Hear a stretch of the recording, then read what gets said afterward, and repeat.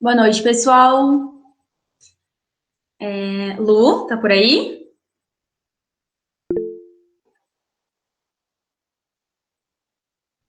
Então, hoje vai ser a palestra com a Luísa. Como de costume, a gente vai deixar uns minutinhos, né? Uns 5 minutinhos antes de iniciar a apresentação. E ela logo já vai colocar os slides para deixar no ponto.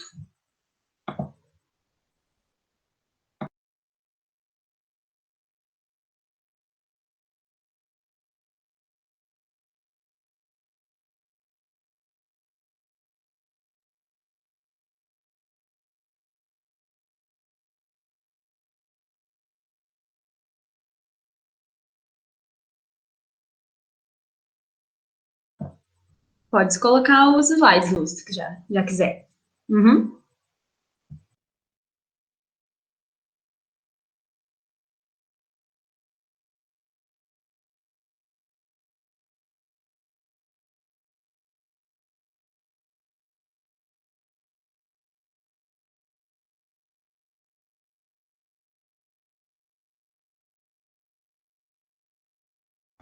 Se quiser dar aquela passadinha para testar se tá tudo certo. Beleza? Perfeito. Uhum.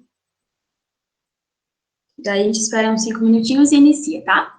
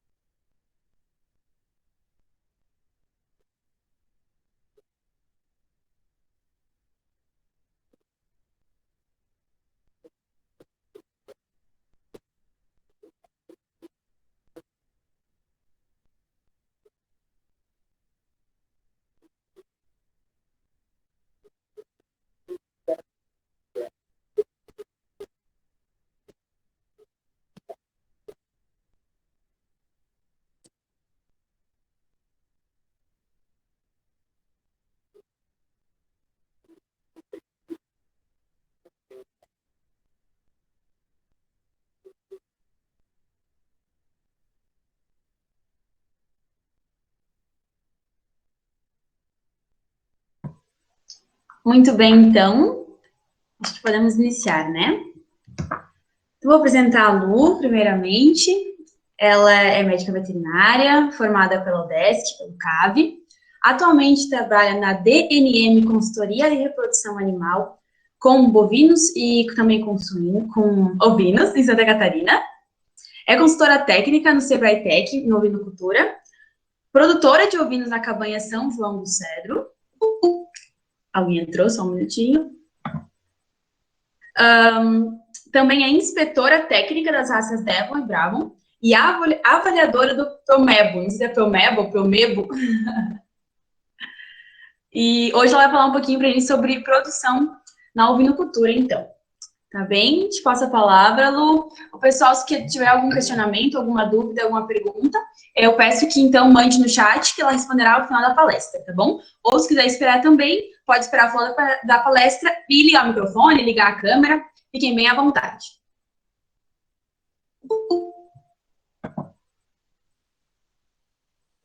Tá no mudo? Isso. Agora sim. Perfeito. Desculpa, gente, sou meio tansa para essas coisas de internet, perdão. Aí, pronto. Então, boa noite a todos. Eu sou a Luísa e estou muito feliz. O cargo foi muito bom para mim, é muito bom poder retribuir um pouquinho. Acompanho o grupo de vocês e acho muito bom participar. Fico bem feliz, assim, de vocês me convidarem, é uma honra. E hoje a gente vai conversar um pouquinho sobre reprodução. Eu sempre fui apaixonada por ovelhas, eu cresci com elas, e vocês fiquem bem livres para anotem as perguntas, no final da palestra a gente conversa sobre elas, o que eu souber responder será um prazer, o que eu não souber eu vou correr atrás para responder para vocês, tá bem? Então, vamos lá. Sobre a ovinocultura, então. A ovinocultura, ela pode ser destinada à produção de carne, de leite, de lã e de pele. No final da década de 80, 90 ali, houve uma crise muito grande da produção ovina, que foi a crise da lã. As fibras que antes eram somente da lã animal passaram a ser substituídas por fibras sintéticas na indústria têxtil. E com isso houve uma mudança de foco na criação de ovinos. E os ovinos que antes eram utilizados para lã, principalmente no Rio Grande do Sul, começaram a passar por cruzamentos para serem utilizados para a produção de carne ovina. E atualmente esse mercado caminhou para a carne ovina ser a partir do cordeiro. Antes utilizava-se animais de várias idades, animais de descarte, enfim, machos inteiros, e hoje a gente busca pela carne de cordeiro. Certo, para a gente chegar na carne de cordeiro, a gente precisa do principal produto, o cordeiro, certo? E a eficiência reprodutiva, a reprodução ovina, ela é o ponto inicial para essa produção. Então, essa eficiência reprodutiva está ligada diretamente na produtividade do sistema e na obtenção do nosso produto final, o cordeiro. E o que a gente busca com isso? A gente busca, cada vez, aumentar as taxas de natalidade e baixar as taxas de mortalidade, que é o principal gargalo aí, essa perda de cordeiros. Então, a gente precisa conhecer e otimizar os manejos. E hoje eu trouxe para vocês alguns manejos básicos e práticos, para que vocês tenham contato de como a gente pode melhorar isso, certo? Vamos para o próximo. Então, gente, eu trouxe direto a fisiologia e pulei a parte anatômica. Acredito que tenham pessoas de várias fases me acompanhando, e até alguns produtores que eu convidei, mas pulei a parte anatômica que a gente aprende já no começo da faculdade e tentei deixar um pouquinho mais dinâmica, então pulei para a fisiologia. Entrando em fisiologia das ovelhas, primeiro a gente começa com puberdade. A puberdade é a idade a que esse animalzinho vai entrar, está apto à reprodução, então quando ele ficar reprodutivamente ativo, né, vai depender da nutrição, então desse desenvolvimento ao longo da vida do animal, da sanidade, se esse animal passou por algum desafio muito grande, como verminose, ou como coccidiose, enfim, algum desafio que tenha atrasado o seu desenvolvimento. É um fator genético também, algumas raças são mais precoces que outras, né? E depende também da época do ano, que a gente vai conversar mais para frente. Em média, a partir de 6 meses de vida, os ovinos já entram em puberdade. O que significa que a gente precisa ter um cuidado especial e ter um controle sobre a cobertura. Não posso deixar os cordeirinhos machos e fêmeas juntos por muito tempo, porque daqui a pouco os machos vão começar a cobrir as fêmeas. Então, a gente tenta aí apartar esses animais, os machos das fêmeas, com mais ou menos 4 a 5 meses de vida, certo? Para evitar essa cobertura muito precoce, o que vai refinar o meu rebanho. Se eu começar a emprenhar fêmeazinhas muito jovens, o meu rebanho cada vez vai ter animais menores, porque o desenvolvimento não vai conseguir ser completo, já que a exigência nutricional durante a gestação é muito grande. Beleza, então quando que eu tenho que colocar minhas fêmeas ovinas em cobertura? Por regra geral, e devido a várias pesquisas, entende-se que o mínimo é que as fêmeas tenham 70% do peso vivo adulto, e no mínimo 8 meses de vida.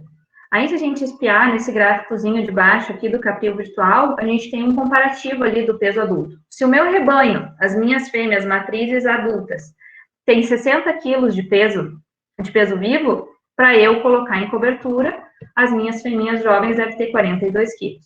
Se o meu rebanho é de fêmeas de uma raça um pouquinho menor, de 50 quilos, devo colocar as minhas borreguinhas em cobertura com 35. Se é de fêmeas adultas de 40 quilos, que são bem pequenas, bem compactas, devo colocar com 28 quilos. Nossa, imagine que desgraceira. Mas, enfim.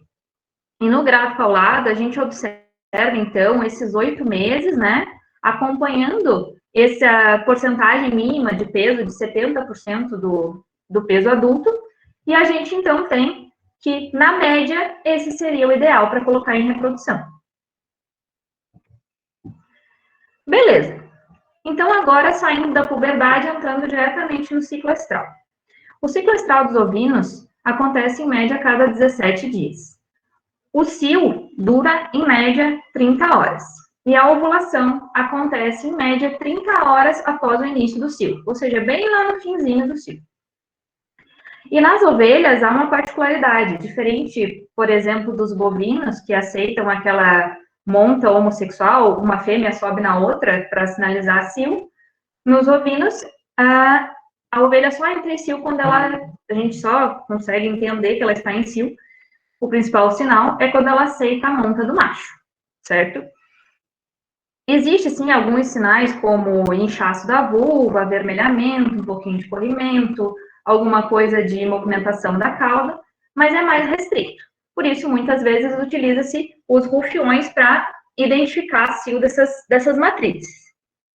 E há uma grande particularidade nos ovinos, que eles são ditos poliéstricos estacionais de dias curtos.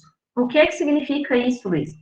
Significa, como no gráfico aqui do lado, que os animais têm atividades reprodutivas restrita a certas épocas do ano, que são quando os dias são mais curtos.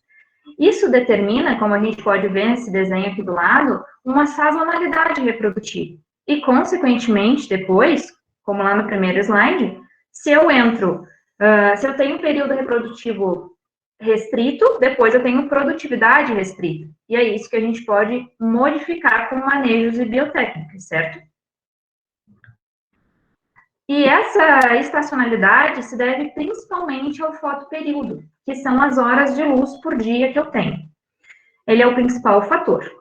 Então, como é que funciona essa história de fotoperíodo? Significa que, quanto mais próximo do Equador eu tiver, por exemplo, aqui no Brasil, o Nordeste, enfim, menos variação de horas de luz por dia eu tenho. Então, as minhas ovelhas tendem a ciclar o ano todo, como, por exemplo, as raças deslanadas, como a Santa Inês, a Morada Nova, enfim. Agora, quanto mais longe da linha do Equador eu tiver, por exemplo, aqui mais ao sul do Brasil, maior é a variação de dias conforme o período do ano. E assim, esses animais tendem a ter a sazonalidade reprodutiva mais marcada, certo? Então, a gente diz assim, via de regra, após o solstício de verão, que é dia 21 de dezembro, o dia mais comprido do ano, os dias tendem a ser mais curtos a partir dali.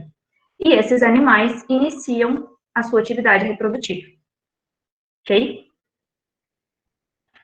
Isso também tem a ver não somente com essa parte de fotoperíodo, de horas-luz dia, mas também com raça e genética. Como eu disse, as raças deslanadas tendem a ter isso menos marcado e se clareiem o ano todo. Já as raças lanadas, como as nossas aqui do sul, Hampshire, Trexel, Willy, tendem a ter isso de forma mais marcada. Isso tem a ver muito com nutrição e condição corporal da matriz, com o status fisiológico, se esse animal está em lactação ou não, e com sanidade também. Então, aqui, só exemplificando em 2 gráficos para vocês, a gente tem marcado aqui em verde um momento que seria de acasalamento natural, que é o final do verão, início do outono. E o momento de anestro estacional, que os animais tendem a parar de ciclar.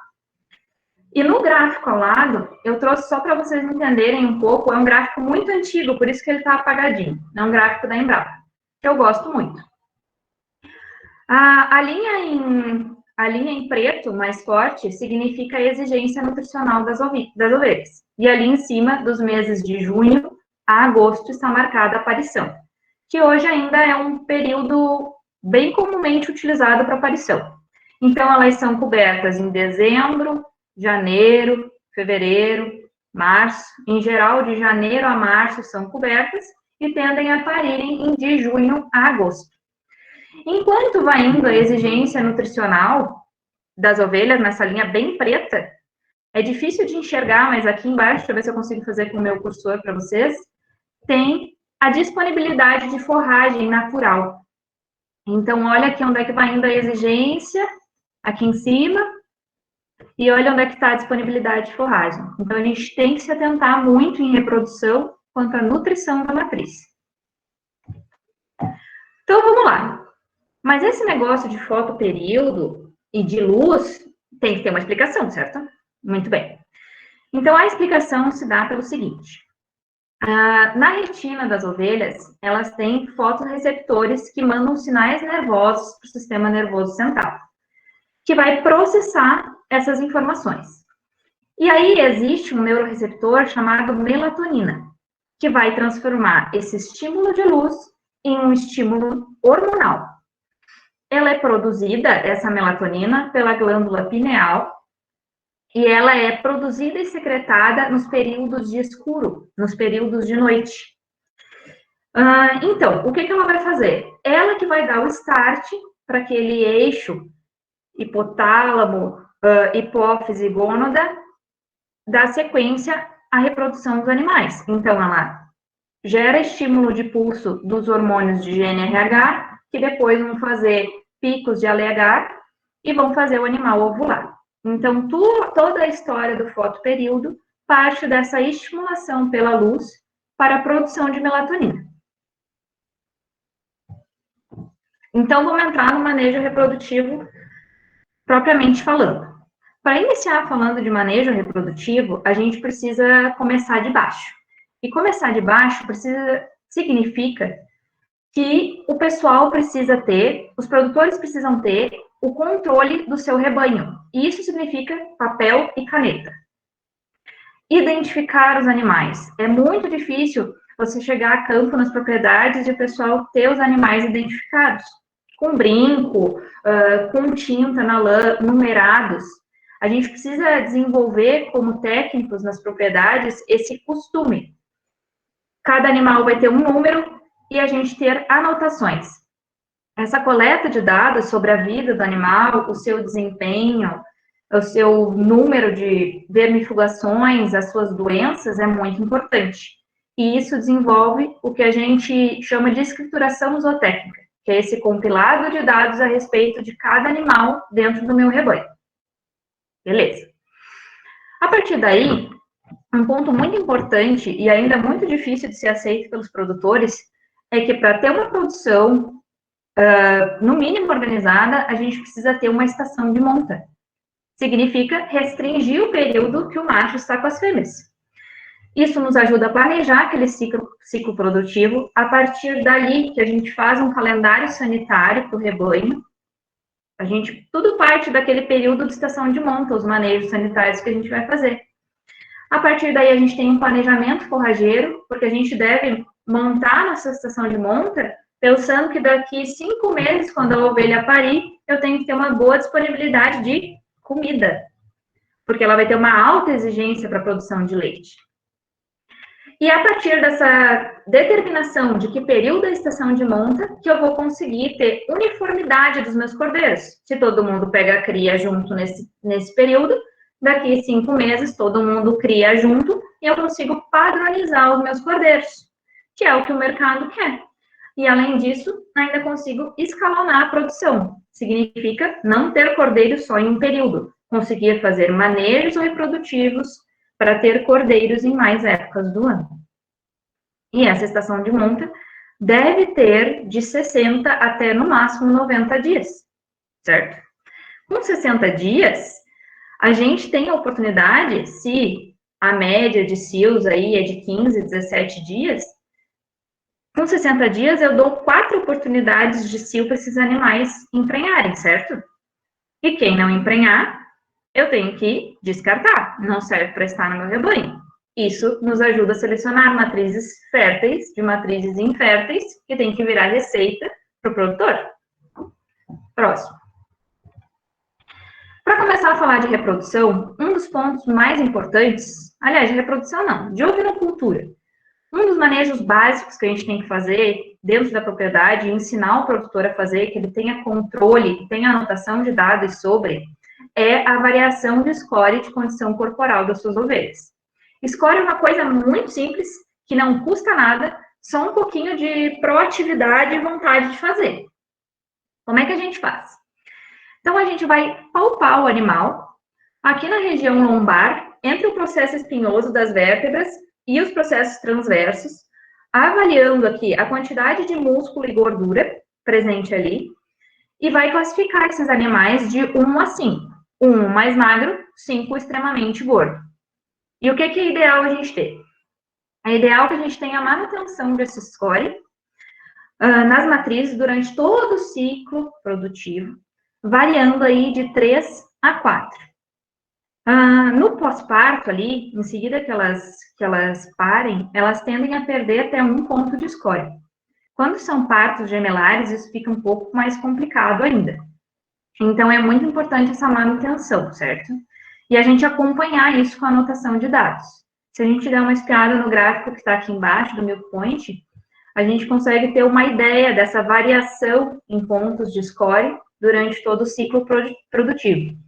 E olha como varia bastante. Isso é mais ou menos o que acontece na vida real. Se a gente não tiver planejamento nutricional, é muito pior. Muito bem. Além de score de condição corporal, uma coisa que a gente tem que se atentar muito é o manejo sanitário. Como eu falei para vocês, a partir do momento que a gente define uma estação de monta, a gente consegue montar um calendário sanitário. E cada propriedade é única. Então, não é em todas que eu vou fazer 3 ou 4 vacinas diferentes. Às vezes é uma só, em determinados períodos, de acordo com essa estação de monta, muitas vezes. A gente precisa ter controle de doenças infecto-contagiosas e eliminar os animais que são problema. E principalmente ter controle de verminose, que também é facilmente feito através de técnicas muito baratas e também só, muitas vezes, como FAMACHA, só depende da proatividade do produtor querer fazer, que é avaliar esse grau de anemia dos animais através da mucosa ocular. Isso é uma coisa extremamente simples e que ajuda a gente a selecionar quais animais vão ser tratados e quais não, e novamente anotando todos os dados. Aqui do lado a gente tem uma fotografia de um OPG, a contagem de ovos por grama de fezes, que nos ajuda a direcionar o nosso tratamento e a conhecer a real situação do nosso rebanho. Ele é um exame quantitativo e qualitativo. Eu sei quanto estou parasitado e por quem. Para ficar mais minucioso ainda, a possibilidade de fazer coprocultura, que é você conhecer a famíliazinha que está causando aquela verminose, vamos dizer assim, em palavras simples. Muito bem. Agora, no manejo reprodutivo propriamente dito, a gente divide em 4 fases: a cobertura, a gestação, o parto e a lactação e desmame. E eu decidi iniciar pelo manejo do macho. Então, antes da cobertura, a gente precisa pensar que carneiro que a gente vai usar, certo?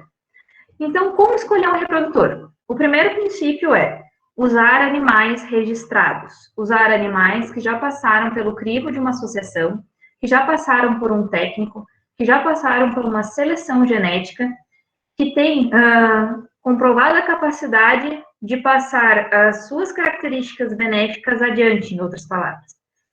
Então, são animais que a gente diz melhoradores. Que raça que eu devo escolher, Luísa? Raça é uma questão muito particular, né? Se eu fosse dizer para vocês escolherem uma, eu diria para vocês escolherem a da foto, o Shire Down, que é a raça que eu crio.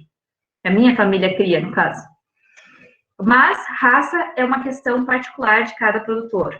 A pessoa deve criar a raça que, primeiro, mais se adapta ao seu ambiente e também a raça que ela goste, porque tem que ser prazeroso a criação, certo? Então, você deve, quando vai indicar uma raça, a pessoa deve estudar qual melhor vai se adaptar ao seu ambiente, qual atende o seu propósito de criação e qual que mais lhe agrada aos olhos. Quanto à idade, então, a gente já falou de puberdade, certo? Em geral, os animais são vendidos e vão para a reprodução ali com cerca de 10 meses, 1 ano e 3 meses, varia muito. E o que é importante nesse reprodutor? Quanto ao animal em geral, se é um animal para produção de carne, como aqui hoje a gente está conversando, a gente deve olhar a conformação do animal como um todo, se vocês observarem na foto. Então, vamos lá. Cortes nobres. O que esse animal consegue me entregar de paleta, pernil, lombo, costela? Então, se vocês observarem, o animal para produção de carne, ele tem que ter essas características. Quanto à conformação do animal, se ele é basicamente um agrupamento de carne, vamos dizer assim, né? Ao comprimento do animal, a sua profundidade, que está em verde, que a gente também pode observar olhando ali nessa altura da virilha, tudo isso vai me indicar essa capacidade carniceira do animal. Além disso, o que deve ser observado nos reprodutores, que é muito importante, se esses animais têm defeitos congênitos ou não, ou seja, aqueles defeitos como bragnatismo e prognatismo, na boca. A gente deve olhar os aprumos, afinal esse macho vai ter que saltar nas ovelhas para cobrir, então ele tem que ser perfeito de aprumos. Quanto a afecções, se esse animal tem alguma afecção aparente, pelo menos, e se esse animal principalmente passou por um exame andrológico, porque é de extrema importância que esse animal venha certificado que é capaz de cobrir. Enfim, o que mais que eu posso olhar e que hoje em dia está se levantando cada vez mais? Os dados zootécnicos desse animal. Qual é o seu histórico? Qual foi o seu peso ao nascer? Qual foi o seu ganho de peso até os 30, 60, 90 dias, ou até o desmame? Esse animal é proveniente de parto gemelar? Então, dados zootécnicos que são transmissíveis à sua prole, que é o que vai nos dar lucro depois. Quanto ao exame andrológico do macho, então. Então, o exame andrológico, ele atesta a capacidade reprodutiva desse macho. Ele deve ser feito 60 dias para a estação de monta, a fim de que, se a gente tiver qualquer problema ou qualquer patologia, a gente ainda consiga tentar o tratamento, certo? Ou conseguir outro macho para dar tempo. Então, 60 dias é o tempo de espermatogênese, é o tempo de fabricação de novas células, em outras palavras. Então, é exatamente o tempo que eu tenho para manipular esse animal, se caso alguma coisa der errado. Então, serve para identificar os animais inférteis e aqueles subférteis, né? Que podem dar um grande prejuízo na estação de monta. Você ter um carneiro que funciona mais ou menos, pode te causar a perda de metade das ovelhas. Metade fique vazia, em outras palavras. E também serve para a gente avaliar a ocorrência da puberdade ou a ocorrência de patologias, como eu citei antes. Beleza. Então, aqui eu estou falando para estudantes de veterinária. Então, pelo que é composto um exame andrológico? pela anamnese, o histórico desse animal, em outras palavras. O que ele passou nos últimos tempos, houve doença, ele já trabalhou nas matrizes ou não, algum tratamento, algo digno de nota, do que ele se alimenta, mais ou menos uma história clínica do animal. Depois a gente passa para um exame físico geral do animal, básico, e foca em defeitos congênitos, como aqueles defeitos de boca que eu comentei com vocês, aparelho locomotor, por causa dos aprumos, que é muito importante, e a gente tem que lembrar que esse macho precisa ter um bom score. Ele tem que ser um atleta. Isso significa que ele não pode estar rolando de gordo com score 5. Ele tem que estar com score 3, 3,5. Certo? O que mais, Luísa? Aí a gente passa para o exame específico do aparelho reprodutor. Então, a gente vai olhar prepúcio e pênis, vai olhar aquele apêndice vermiforme que tem na glande do carneiro, que muitas vezes é problemático por causa das urolitíases.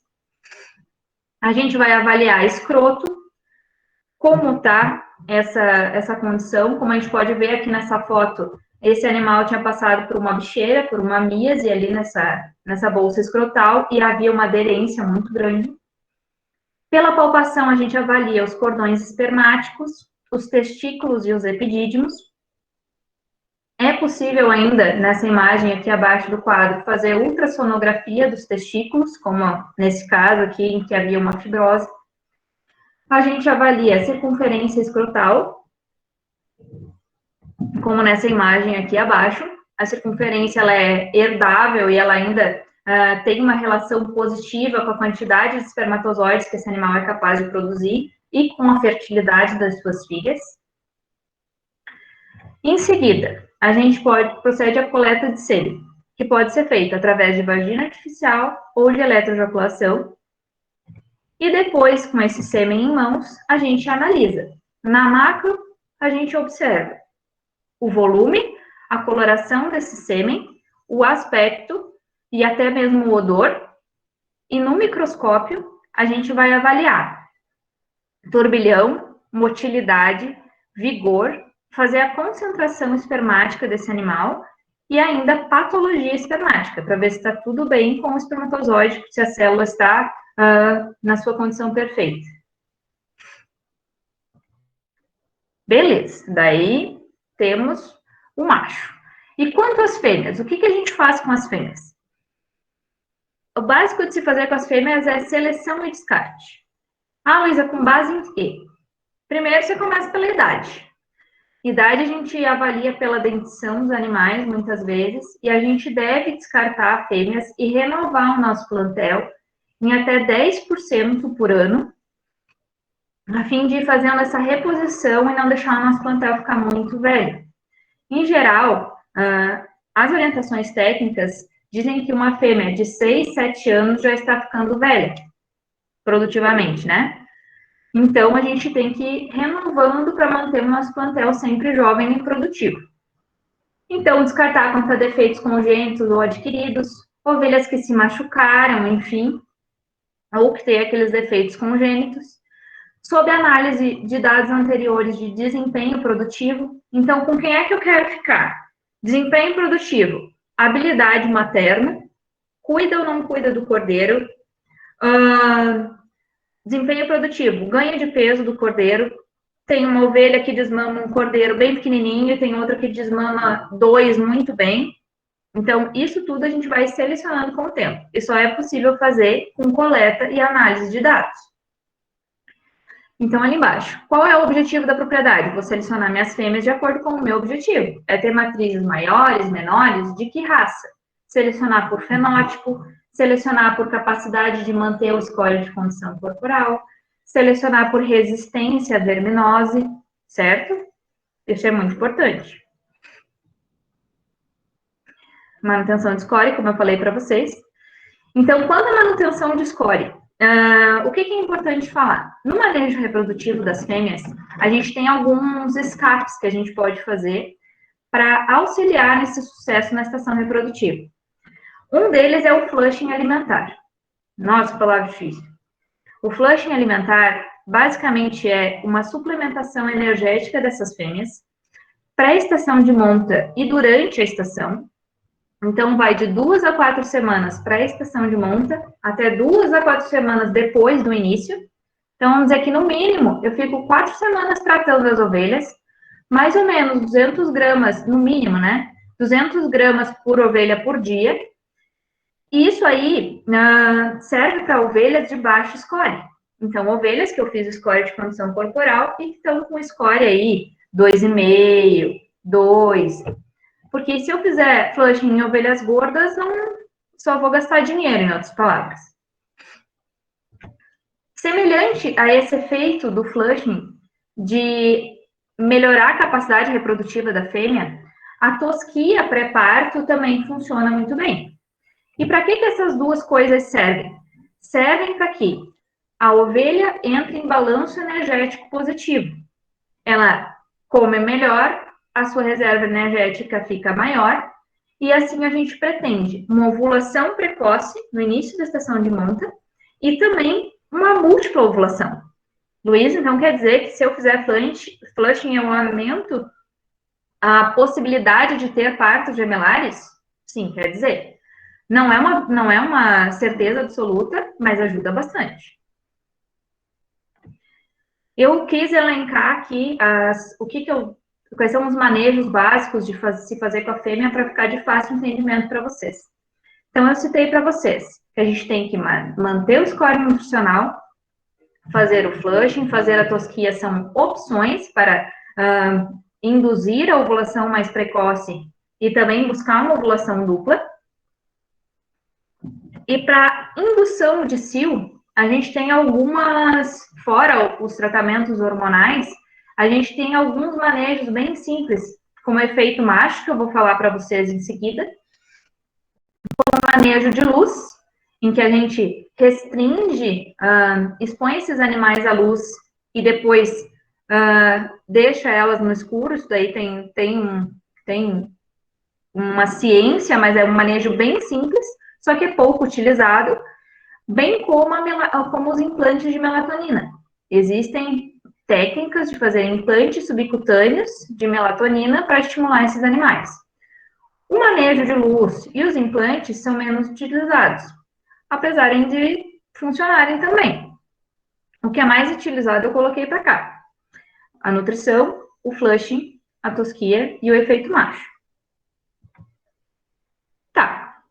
Falando em prolificidade, sempre ouvi falar que a ovelha tem mais facilidade de dar 2 ou 3 cordeiros, verdade? Verdade.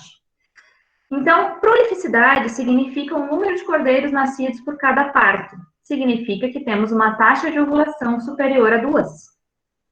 Beleza. E como é que faz isso? O que isso está relacionado para eu ter gêmeos? Está relacionado, primeiro, à condição nutricional da ovelha, que a gente já falou sobre o score de condição corporal. Está relacionado à hereditariedade, então, é um critério de seleção. Se eu tenho uma ovelha que dá gêmeos e ela tem uma cordeira nesses partos gemelares, eu retenho a cordeira no meu rebanho, porque ela tem uma possibilidade muito maior de perpetuar essa característica no meu rebanho. Existe a possibilidade de aumentar os partos gemelares fazendo cruzamento com raças mais prolíficas. Existem raças que têm essa característica de serem mais prolíficas. E existe fazer o cruzamento com os ditos animais com genes principais, como borula e vacaria. Basicamente, esses são 2 genes específicos que a gente, introduzindo um carneiro com essa genética num rebanho comum, as fêmeas F1 desse cruzamento, então a primeira geração desse cruzamento, as fêmeas são mais prolíficas. Eu não ia conseguir falar deles na apresentação para não ficar muito comprido. Mas existe essa possibilidade, é muito interessante. Vamos para frente. O que eu tenho que buscar? Aumentar a taxa de natalidade do rebanho, o número de cordeiro desmamado por ovelha. Quando eu tenho 100% de natalidade, significa que uma ovelha deu um cordeiro, todos os partos foram únicos. Agora, se eu começo a falar em 120%, 140%, 150%, significa que a gente teve partos gemelares. Se eu tenho 120%, 20% desses partos foram gemelares. Então, quando a gente lê algo sobre isso, é isso que significa. Muito bem. Agora, tratando especificamente da estação de monta. Eu tenho diferentes sistemas de acasalamento.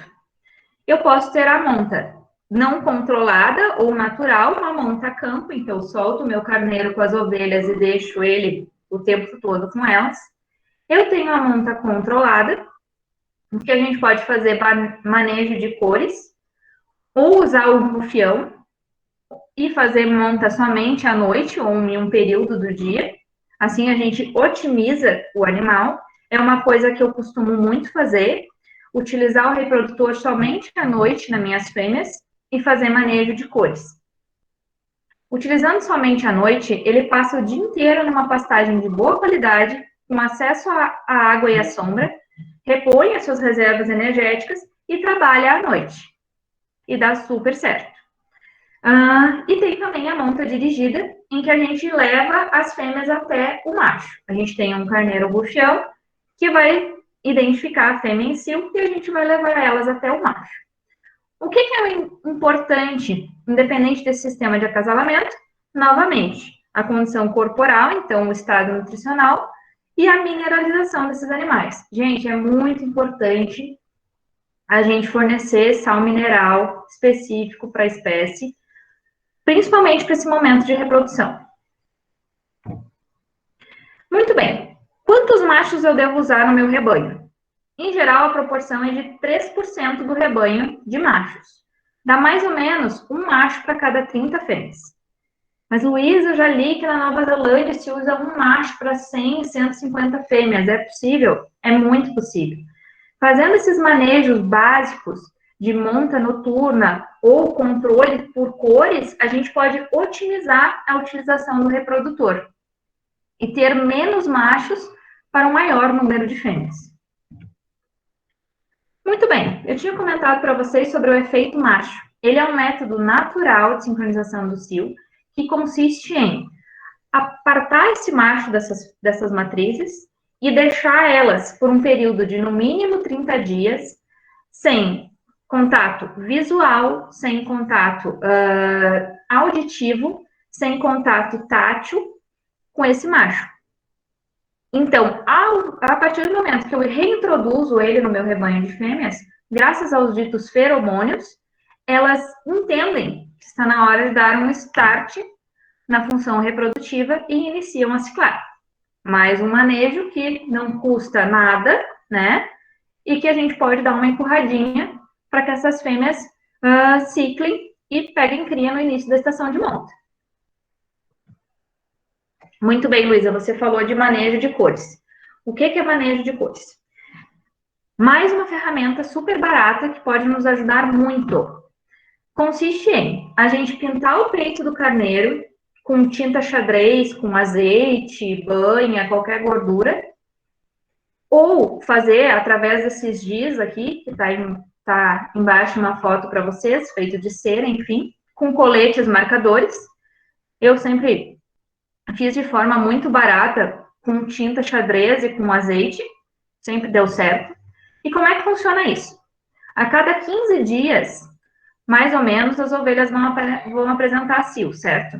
Então, se eu mudar de cor a cada 15 dias, eu vou saber quem foi marcada no dia tal e com que cor. Então, eu consigo fazer uma previsão de partos e melhorar a minha sobrevida dos cordeiros. Menos cordeiros vão morrer porque eu vou saber quem é que vai parir mais ou menos naquela data. Então, como é que funciona? A gente pinta o peito dos carneiros e geralmente a gente usa cores que são facilmente marcadas, né?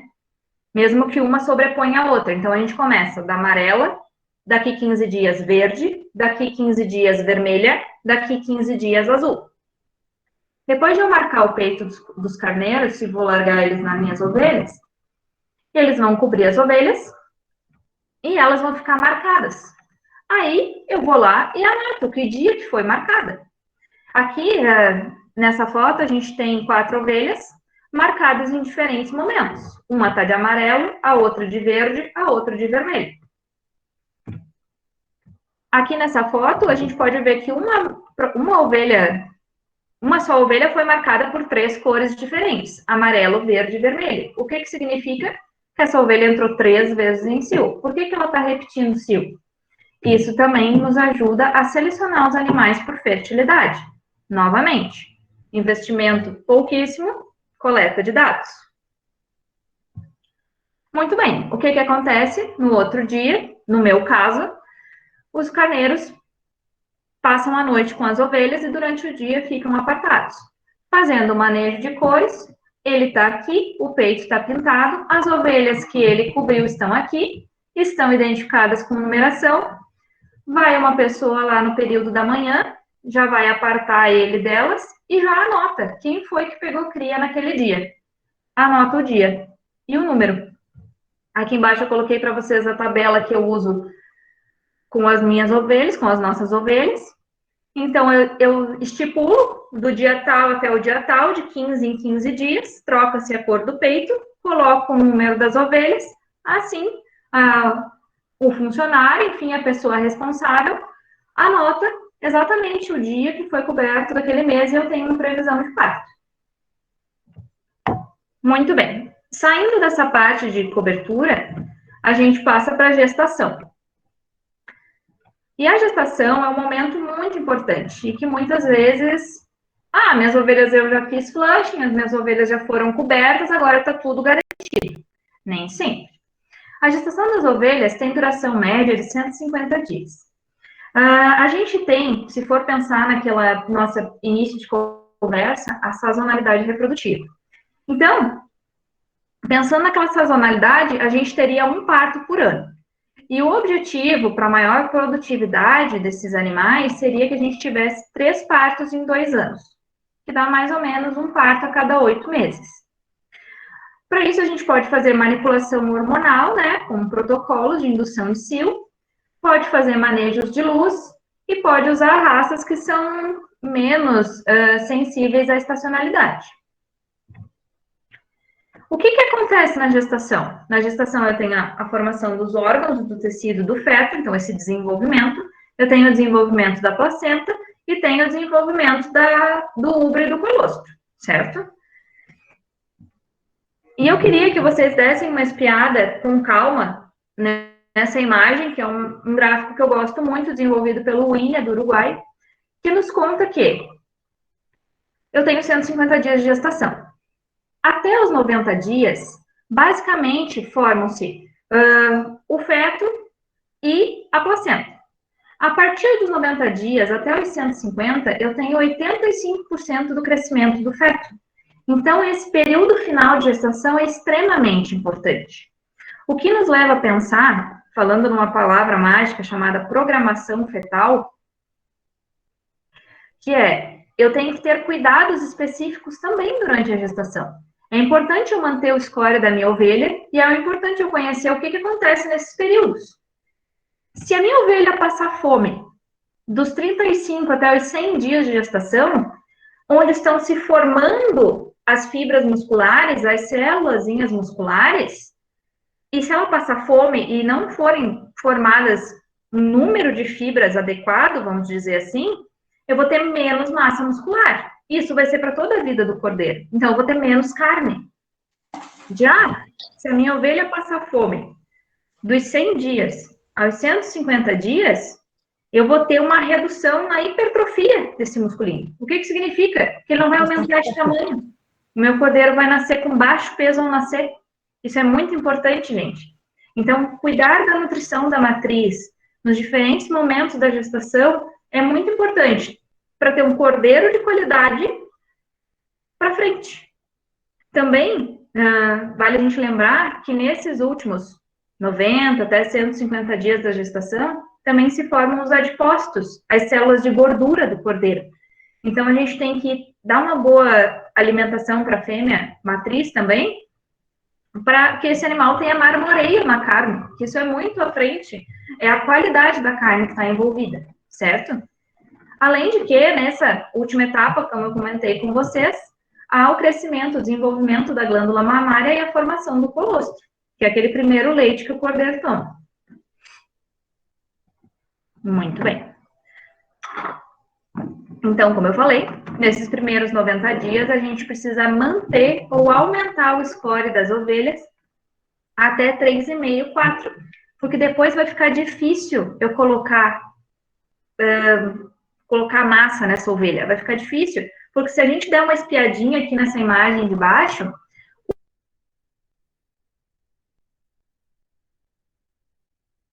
conforme o animal, o cordeirinho vai crescendo, ele vai limitando o espaço que o rumen tem para encher, enfim, para processar tudo.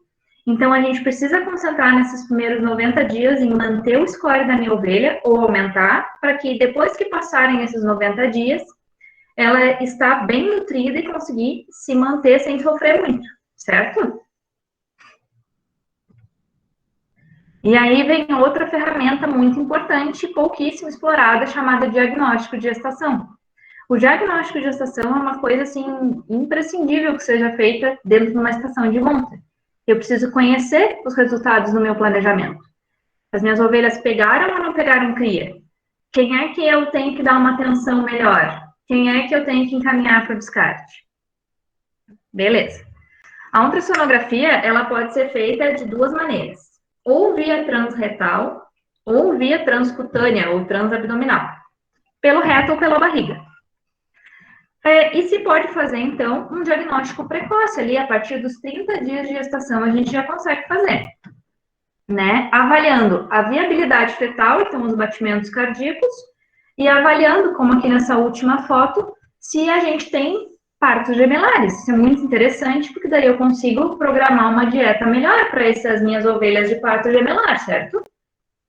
Então, o ultrassom serve para eu conhecer quem é prenha e quem é vazia e destinar, né, um rumo para as duas categorias.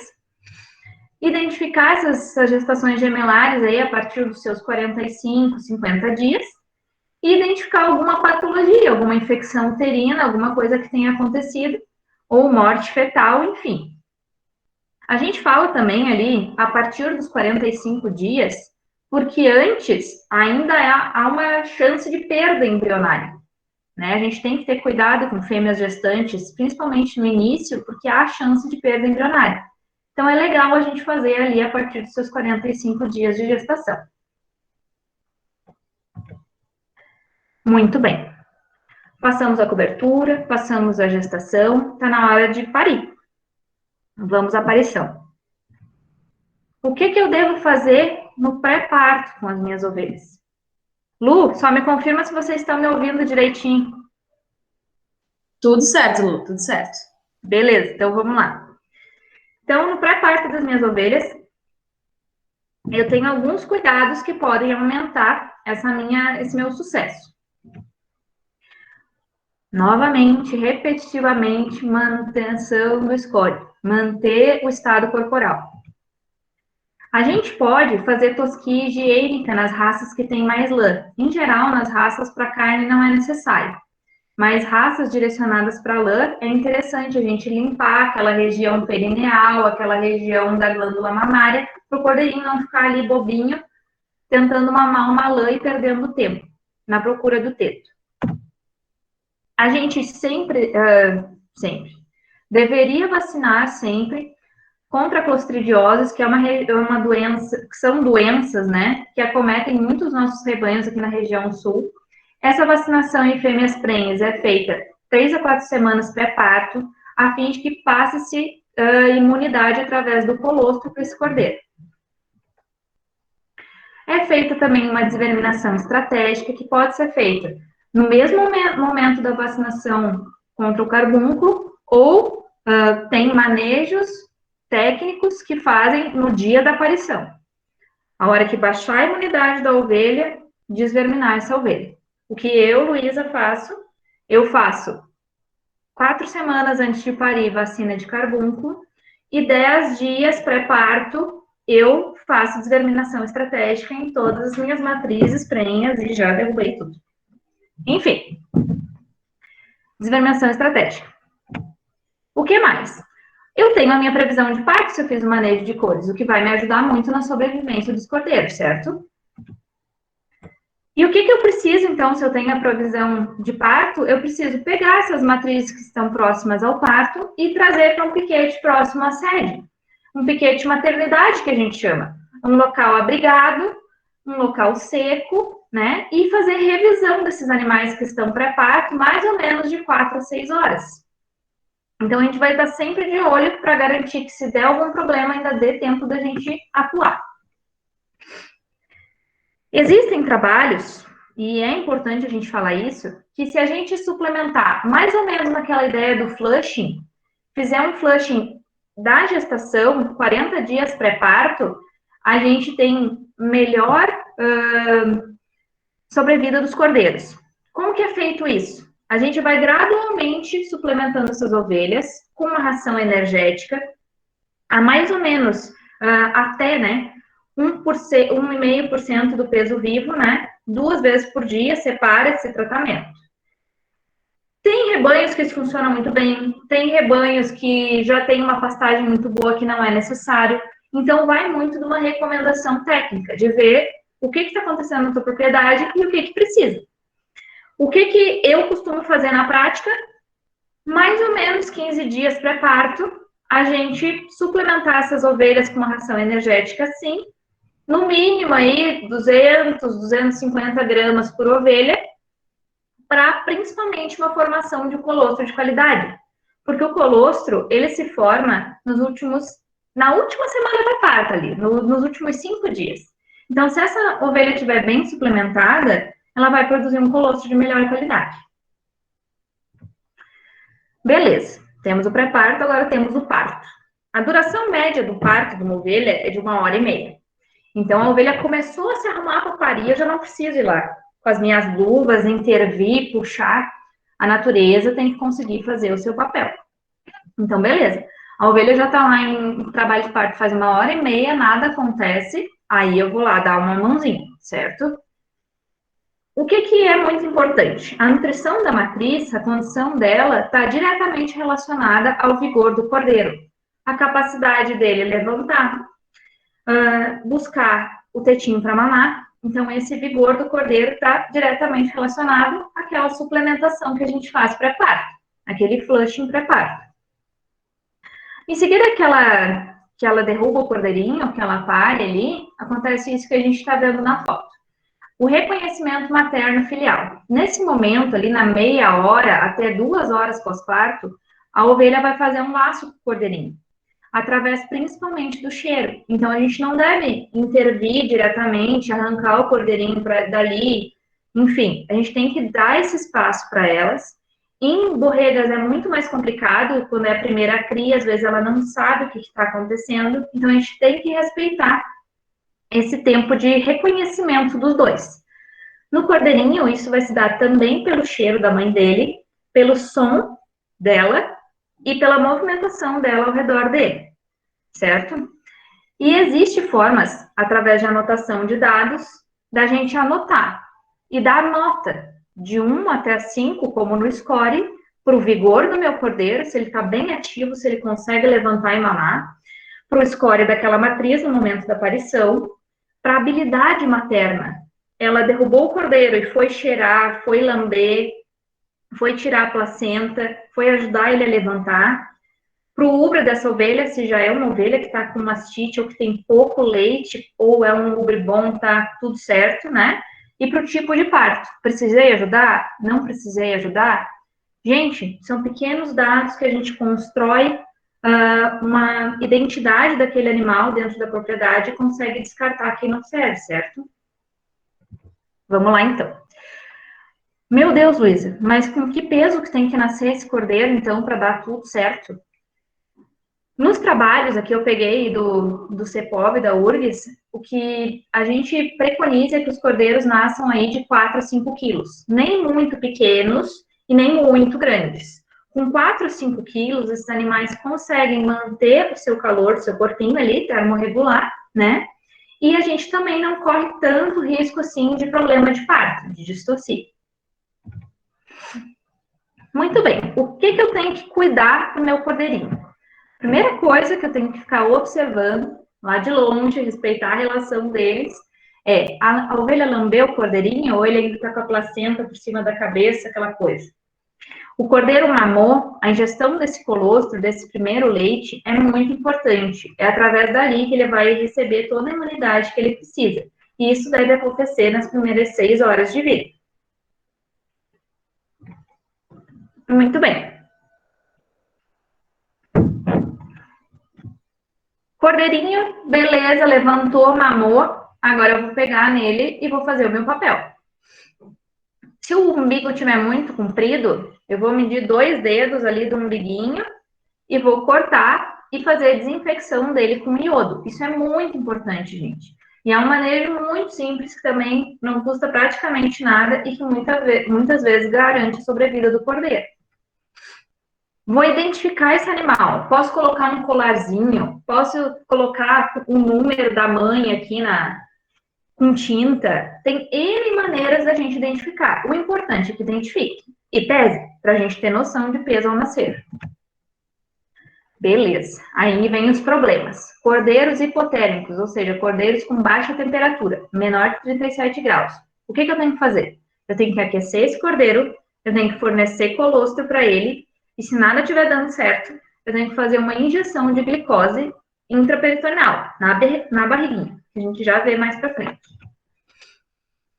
Como é que o meu cordeirinho produz calor? Como é que ele tenta se virar se a mãe dele não está atendendo dele? Como é que ele vai se virar? Ele treme para tentar produzir calor e ele consome o que a gente chama de gordura marrom, que é uma gordura cheia de vasos sanguíneos que ele vai consumir para tentar se manter. É a energia que ele tem. E faz vasoconstrição periférica. Então, quando você pega nele que está hipotérmico, as mãozinhas estão geladas, os pezinhos estão gelados, as orelhas estão muito geladas. Então, tudo isso a gente tem que considerar. Aí, em seguida, a gente tem práticas como o descole e a castração. Cortar a cola e castrar.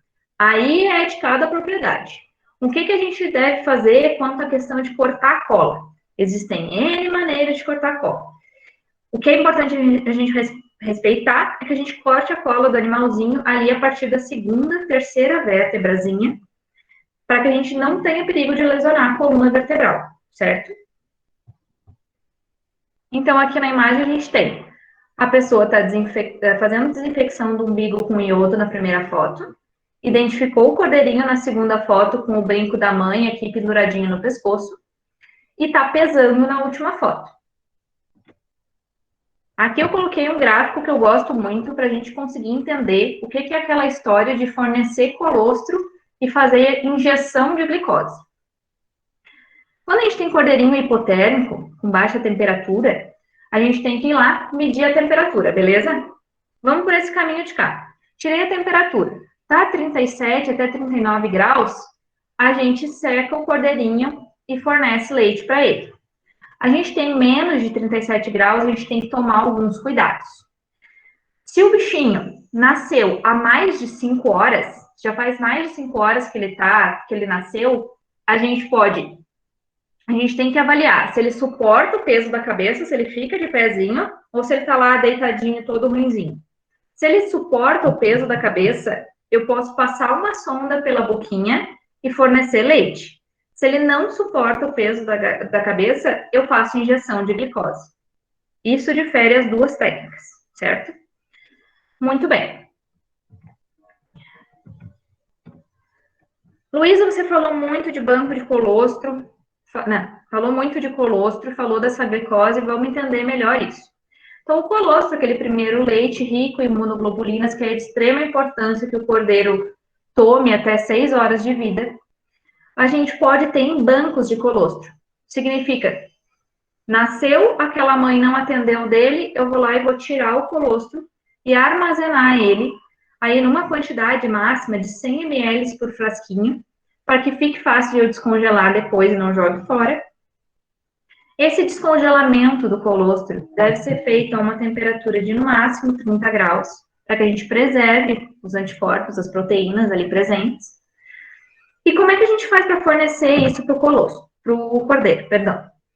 A gente pode usar uma sonda retal humana de número 20, o calibre dela, e a gente vai passar essa sonda pela boquinha do cordeiro. Então, eu molho a pontinha da sonda com leite, vou colocando do lado da boquinha exatamente como está sendo feito na foto. Esse animal tende a permitir que você entre com aquela sujeirinha de leite e você vai devagarzinho, ele vai deglutir aquela sonda por aqui. A gente tem a traqueia do cordeirinho e o esôfago. Consegue-se, palpando aqui, ver que está no esôfago e você vai empurrando aquela sonda até ela chegar no estômago. Ah, meu Deus, como é que eu tenho certeza? Dou uma apertadinha na barriga, vejo se tem um cheirinho. Ainda não estou seguro. Aqui você vai estar palpando, isso aqui é a traqueia, e aqui do lado vai ter o esôfago com a sondinha. Você pode botar um pouquinho de leite para ver se ele não tosse, se você ainda estiver inseguro. É um manejo muito simples de fazer, gente, que salva muito cordeiro. Beleza. Quanto que eu tenho que dar? Mais ou menos 10% do peso vivo. Então, vai ser mais ou menos 30 ml por quilo de peso de cordeiro, certo? Em geral, tu vai fazer aí mais ou menos, depois quando ele ficar mais velhinho, você aumenta essa quantidade de leite que você vai dar. Então, aqui a gente tem a pessoa colocando do lado da boquinha e começando a empurrar. E aqui ao lado, a pessoa já com a seringa já dando leite para ele. A outra técnica que a gente pode fazer para cordeiros que não suportam o peso da cabeça é a injeção de glicose 20% via intraperitoneal. Beleza, como é que eu faço isso? Eu vou fazer 10 ml de glicose pré-aquecida no banho-maria ali, não precisa aquecer muito, mas dá uma aquecidinha nela, porque senão ela vai estar gelada. 10 ml por quilo, se um cordeiro tem 3 quilos, vão ser 30 ml. Então, beleza. Como é que eu faço isso? Aqui na foto a gente pode observar, tem o umbiguinho do cordeiro, 2 dedos para o lado do umbeguinho, 2 dedos para baixo, é o local de aplicação. Eu vou passar um iodo para esterilizar aquele local. E em 45 graus, eu vou colocar a minha agulha e vou injetar essa glicose. A barriguinha dele ali, o peritônio é repleto de sangue, então aquela glicose vai ser absorvida e o animalzinho tende a ficar mais ativo. Beleza. Qual é as principais causas de mortalidade desse cordeiro? A principal causa é o complexo inanição-exposição. Significa passar fome e passar frio, certo? Depois vem as distocias, problemas de parto, os predadores, o baixo peso ao nascer, porque eu não tratei bem a minha ovelha na gestação, e a má habilidade materna. Às vezes elas abandonam os cordeiros, certo? E por último, ainda vem as afecções possíveis, as doenças. Mas então eu tenho que focar no meu animalzinho não passar fome e não passar frio nas primeiras 72 horas de vida. Um cordeirinho com problema, ele vai estar fraco, vai estar inativo, com as orelhinhas encolhidas assim para trás, as extremidades muito frias, ele não consegue se levantar e ele não dá bola para o ambiente. Conforme você estimule, ele não dá bola. Gente, o cordeiro é meu principal produto de renda da propriedade, se eu crio ovelha. Não cuidar de um cordeirinho de 4 quilos significa que depois eu não vou ter a minha receita dependendo do preço do cordeiro, 350, 400 reais por animal. Então, cada vez que a gente olhar para um cordeirinho de 4 quilos morrendo de frio, a gente tem que lembrar que está perdendo 400 reais no final da cadeia. Beleza? Ele é o principal produto da nossa atividade e é o principal ponto de estrangulamento da ovinocultura, é essa mortalidade de cordeiros. A gente tem que controlar isso. Como eu mostrei para vocês, são manejos básicos, é fácil. Muito bem. Aí vem a lactação da ovelha. Muito bem. O pico de produção de leite de uma ovelha é mais ou menos ali na 4ª semana de aleitamento, como a gente pode dar uma olhadinha no gráfico de cá. E 75% da produção de leite dessa ovelha vai até as 8 semanas pós-parto.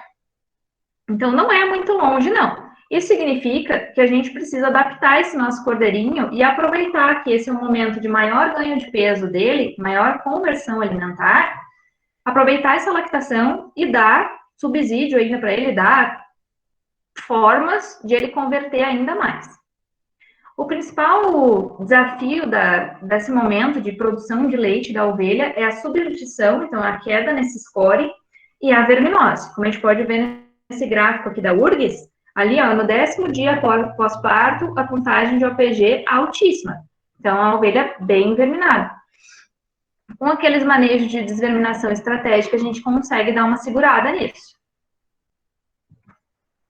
Muito bem, Luísa, você falou que a gente poderia suplementar esse cordeiro para melhorar a conversão alimentar dele e o ganho de peso. É verdade. Isso pode ser feito com creep feeding ou com creep grazing, perdão. A partir dos 10 dias de idade, já eles começam a se interessar por alimentos diferentes. O que significa isso? No creep grazing, a gente vai oferecer uma pastagem de melhor qualidade, em que os cordeiros tenham acesso separado das suas mães, certo? Que consigam ir nessa pastagem. E no creep feeding, a gente vai oferecer isso em forma de ração, também, como na foto, num ambiente em que as matrizes não tenham acesso, que só eles consigam entrar, em outras palavras. Então, a gente fornece até 2% do peso vivo de dietas palatáveis, energéticas, com bastante proteína, para que eles convertam o máximo possível e ganhem peso. Isso vai melhorar o desempenho deles e ainda é muito bom, porque dá uma liberada na matriz. Ela não tem tanta exigência de só produzir leite para aquele cordeiro, e também ela já consegue se manter melhor. Gente, em poucas palavras, esse gráfico diz bastante coisa, essa imagem. O manejo alimentar garante um bom nível nutricional. O bom estado corporal das ovelhas me garante maior taxa de ovulação, então, mais prolificidade, mais partos gemelares. Maior peso ao nascer e maior peso à desmama, o que significa que eu tenho maior taxa de sobrevivência, morre menos, e que depois eu vou ter lucro mais fácil, porque eu produzi mais carne. Ainda aqui, e ao final da nossa palestra, eu queria falar de biotecnologias. Eu creio que já estou até já ultrapassei o meu tempo, mas rapidamente sobre inseminação artificial. Ainda há uma barreira, muito se usa em rebanhos de elite ou rebanhos multiplicadores de genética, e agora tem chegado aos rebanhos comerciais. Em geral, a gente pode usar o cio natural ou fazer protocolos de indução de cio. Essa inseminação pode ser feita com sêmen fresco ou resfriado, né? De forma ali, diretamente na cervix do animal ou de forma profunda, a gente chama de inseminação cervical superficial ou cervical profunda.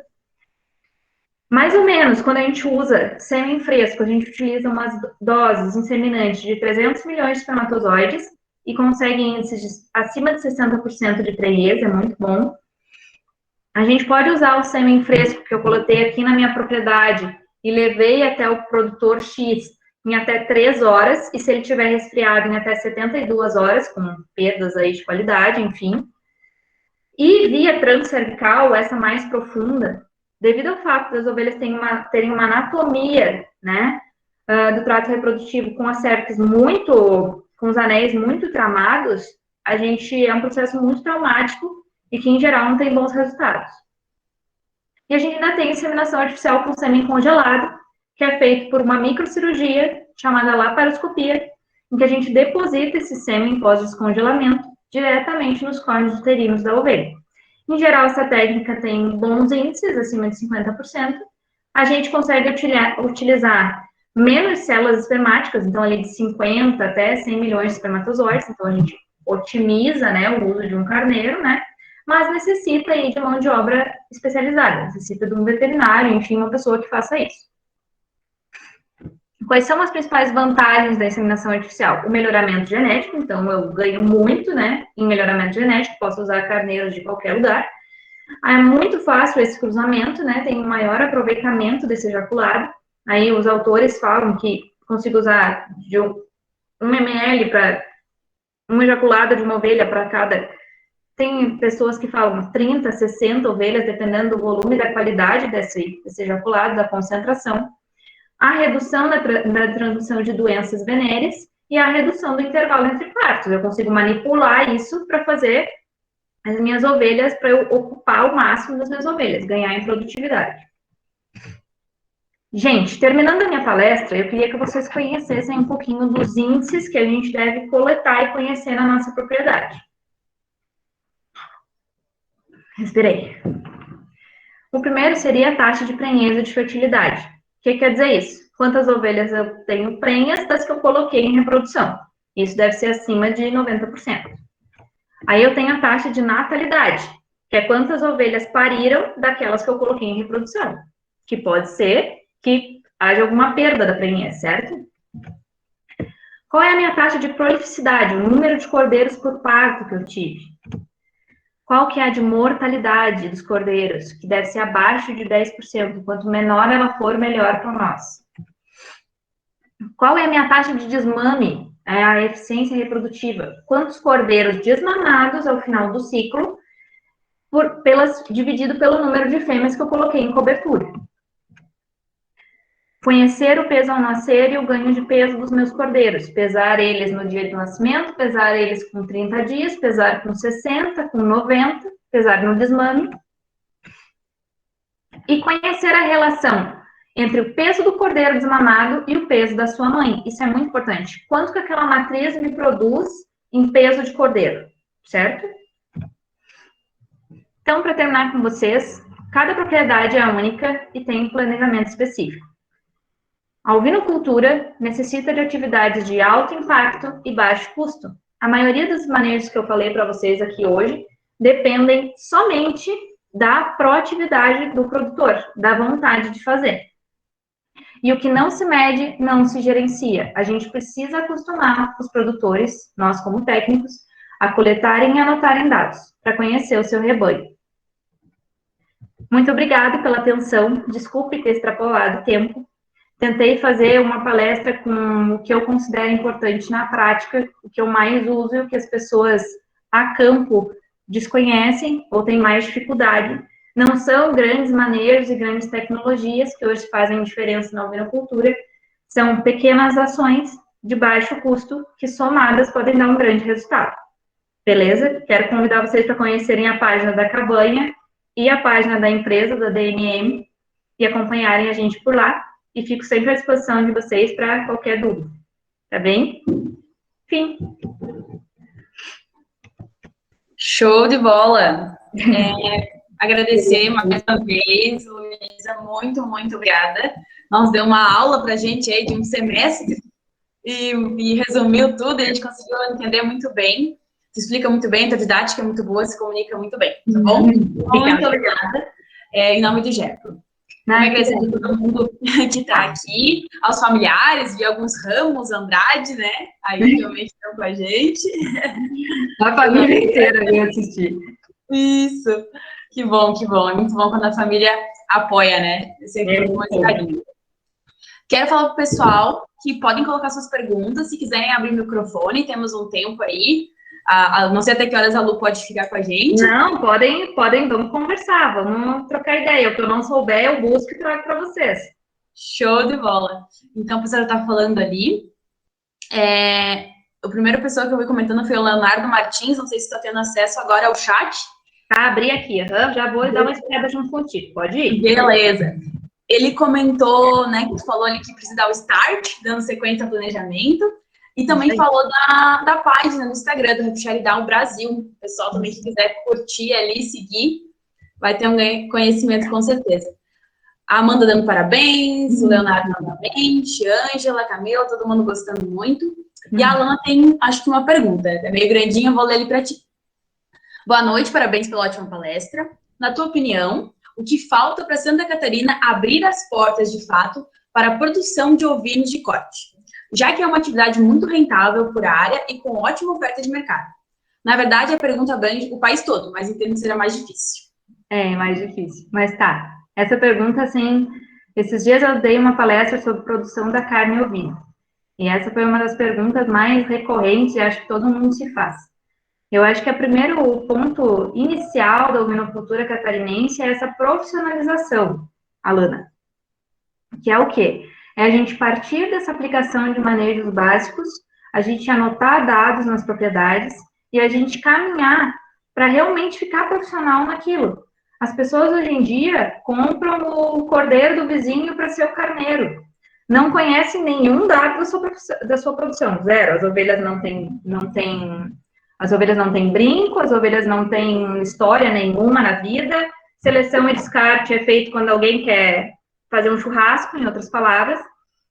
Então, para Santa Catarina ir para frente na ovinocultura, como antigamente, Alana, porque antigamente as pessoas criavam 300, 400 ovelhas aqui na região de Lages e conseguiam ganhar dinheiro com isso, muito facilmente. E isso é possível com uma organização. A gente tem o mercado. Se a tua pergunta foi direcionada para esse lado, a gente tem o mercado. Mercados do Sudeste, da região de Rio de Janeiro, São Paulo, querem o nosso cordeiro catarinense por 2 pontos. O primeiro é o cruzamento com raças específicas para corte, porque eles pegam, muitas vezes, cordeiros da Bahia, que tem aquelas raças deslanadas que têm menos aptidão para carne, vamos dizer assim, são boas matrizes, mas têm menos aptidão para carne. E o nosso cordeiro catarinense é criado a campo nativo, ou a pastagem, o que tem aquele sabor diferente na carne, enfim. O que falta para a ovinocultura de Santa Catarina se defender e crescer? É a gente profissionalizar o esquema. A gente conseguir introduzir manejos básicos com assistência técnica nas propriedades e fazer que os animais sejam produzidos em escala. Geralmente, as ovelhas estão criando agora para a gente ter uma grande oferta de cordeiros em novembro e dezembro. E daí todo mundo tem cordeiro para vender, daqui a pouco ninguém mais tem cordeiro para vender. Então, o que a gente precisa? A gente precisa produzir, fazer manejo reprodutivo, dividir os lotes nas nossas propriedades para que se produza cordeiros para o ano todo, certo? E isso é possível hoje em dia, a internet disponibiliza N ferramentas, existem cursos para produtores, existem cursos, a gente aprende na faculdade e vai atrás.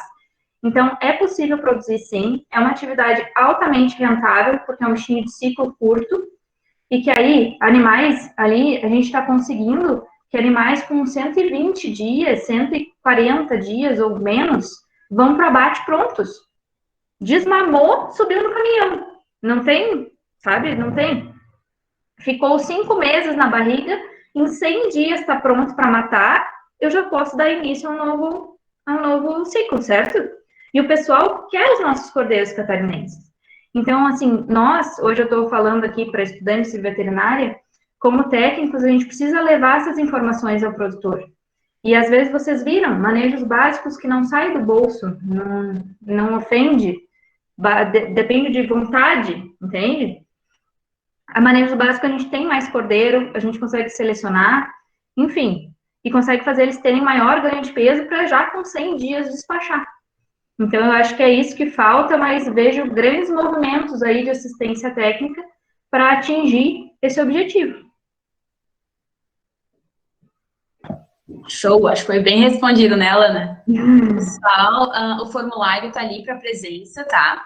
Se alguém tiver mais alguma pergunta, podem ir mandando. Quem puder e quiser abrir a câmera para a gente tirar um print, para ficar reservado, guardado, isso, ficar registrado, fiquem à vontade. E depois a gente dá sequência. Também tem umas perguntas para a Lu, daí quem quiser puder ficar, fica. Quem quiser sair, já está feita a nossa apresentação de hoje. E é isso. Então, quem quiser abrir para a gente tirar um print, fiquem à vontade. Para a gente guardar essa primeira de muitas da dona Luísa. É muito bom, gente, de verdade. Assim, a gente sai da faculdade, eu sentia muita falta de ovinocultura na faculdade. Fiz a cadeira com um grande professor, o Camela. Ele me ensinou bastante, eu aproveitei o máximo que eu pude dele. E fiquei, assim, querendo mais, querendo saber mais. Então, a gente tem que correr atrás e até entrar em contato. Os nossos professores sabem muito.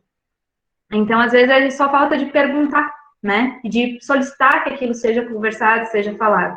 E eu sempre me coloco à disposição de vocês, que o pouquinho que eu puder fazer para retribuir tudo que o CAV me deu, estou disponível, né?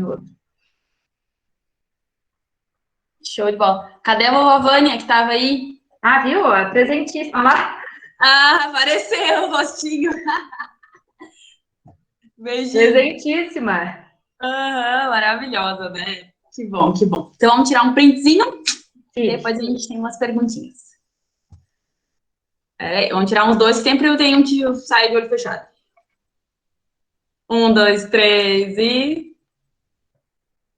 Mais um, parece que alguém fechou a câmera. Peraí, deixa eu só salvar. Depois a gente perde. Mais um, mais um. 1, 2, 3 e... Show de bola, pessoal. Estão liberados, quem quiser. Mas eu ainda vou usufruir um pouquinho mais da Lu, que tá disponível aí. Boa. Beleza. Seguinte, Lu, não sei se tu vê muito isso nas propriedades, ou como é que é essa coisa de não ter conhecimento, quem sabe, dos produtores, ou alguma coisa assim. Com relação a usar leite de vaca para dar para cordeiro. Uhum. Né? Não sei se é uma propriedade muito grande aqui, eu ouvi uma vez, mas não sei se foi pontual. Uhum. Eles têm esse costume de ter o banco de colostro, sobre isso.